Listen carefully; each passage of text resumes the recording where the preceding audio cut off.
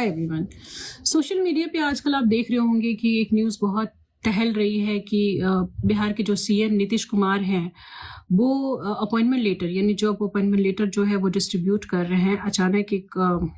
उस डिस्ट्रीब्यूशन के दौरान एक मुस्लिम डॉक्टर जो है आती है और वो उसको अपॉइंटमेंट लेटर दे रहे होते हैं। उसी दौरान वो ऐसी एक हरकत कर बैठते हैं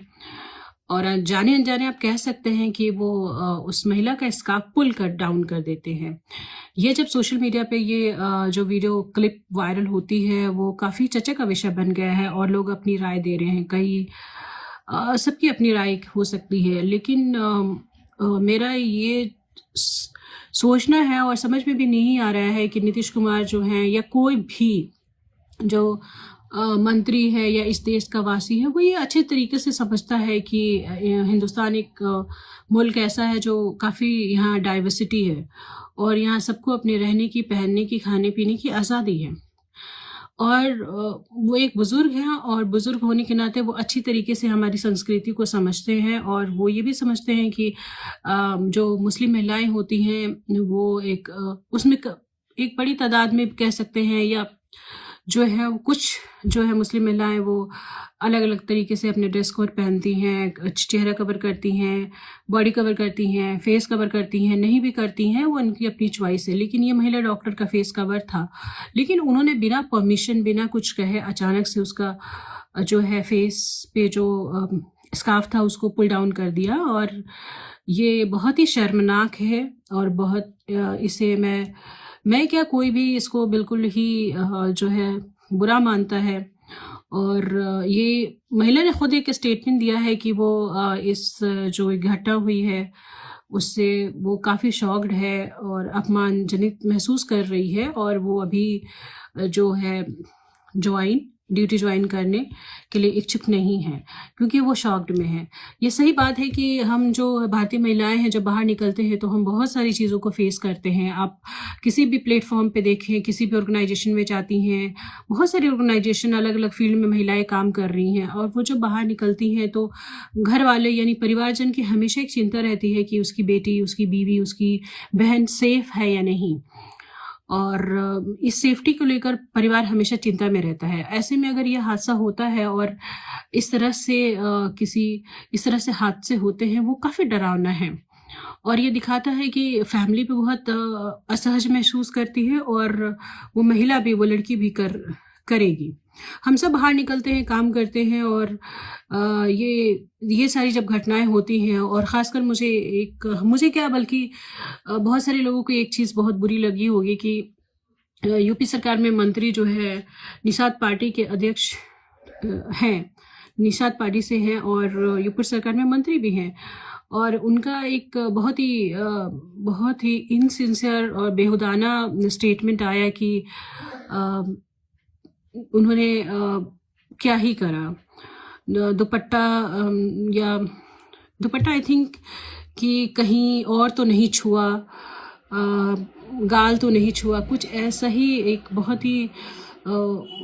ही जाहिलाना स्टेटमेंट था और वो हंस रहे थे। वो हंसना जो है वो हमारे भारतीय समाज में जो ये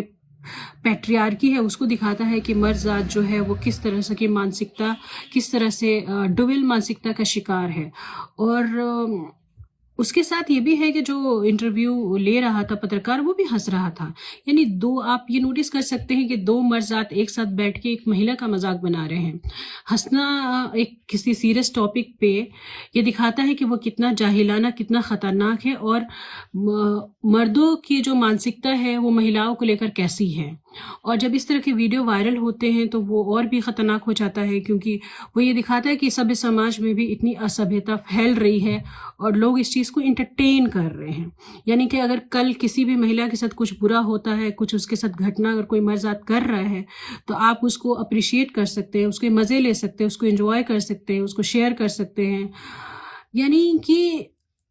वो जो शेयर कर रहा है, जो बात कर रहा है, जो वो पत्रकार हंस रहा है या फिर कोई महिला का दुपट्टा, घूंघट, हिजाब, स्कार्फ अगर पुल डाउन कर रहा है तो उस पे क्षमा मांगने के बजाय आप वो हंसी मजाक का मुद्दा बना दें, ये बहुत ही डरावना, बहुत ही भयावह है। ये हम जैसी बहुत सी महिलाएं जो पढ़ना चाहती हैं, लिखना चाहती हैं, बोलना चाहती हैं, समाज में काम करना चाहती हैं, वो हर एक फील्ड में हैं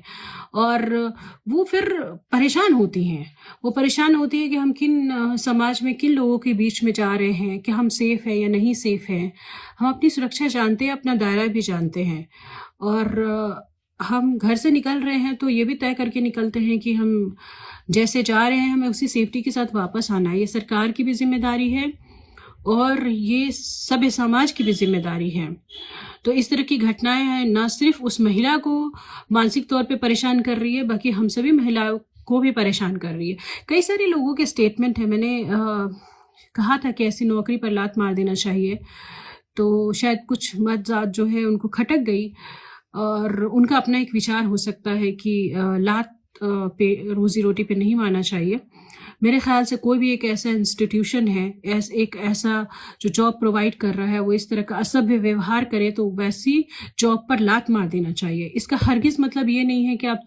चार दीवारी में बैठ जाओगे, आप डर जाओगे, आप परेशान ज़रूर होगी, लेकिन रास्ते और हैं। आप कहीं और अप्लाई कर सकते हो, मेहनत कर सकते हो। एक दरवाज़ा बंद होता है तो कई दरवाजे खुलते हैं। तो ये डरना नहीं है कि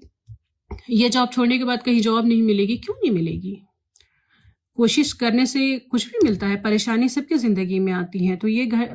हमें ये बहुत ही अच्छे से सोचना पड़ेगा, विचार करना पड़ेगा। और एक और मुद्दा जो है मुझे बहुत खटक रहा है कि मैंने ये जो सोशल मीडिया पे बहुत सारी चीज़ें देखी हैं, उसमें ये देखा है कि जो सो कॉल्ड फेमिनिस्ट बनती है, मुस्लिम फेमिनिस्ट बनती है, एक्टिविस्ट बनती हैं,